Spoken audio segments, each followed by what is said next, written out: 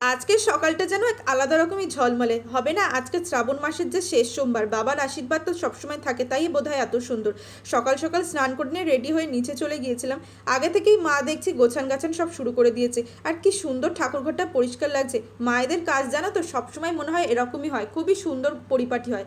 ভাই এখানে নারায়ণ চিলাকে স্নান করাচ্ছিল, আর বাবার মাথায় যে জলটা ঢালবো সেটাকে তৈরি করে দিচ্ছিল, কারণ পুরোহিতরাই করে দেয়, আর ভাই তো পুরোহিতে হয়ে গিয়েছে, সেই জন্য ভাই করবে। তারপরে আমি এখানে বাবার মাথায় জল ঢাললাম। জল ঢালার পর ভালো করে আরতি করছিলাম, আর এত সুন্দর ঠাকুরঘরটা দেখতে লাগছিল না, মনটা পুরো ভরে গেছে।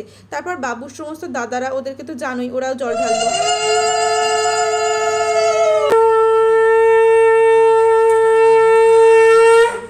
মায়ের জল ঢালা হয়ে যাওয়ার পর সবাই মিলে প্রসাদ খাচ্ছিলাম। আর জানো তো এবছরে আমার ভাই নতুন উপোস করেছে, মানে প্রথম শ্রাবণ মাস, আর সবাই মিলে আমরা অনেকেই করেছি। আর এবারে খাওয়া ছিল আমাদের বুট আলু ছোলা সিদ্ধ আর সঙ্গে কাঁচা লঙ্কা, আর এই লেবুটা আমাদের গাছের, কি সুন্দর তাই না?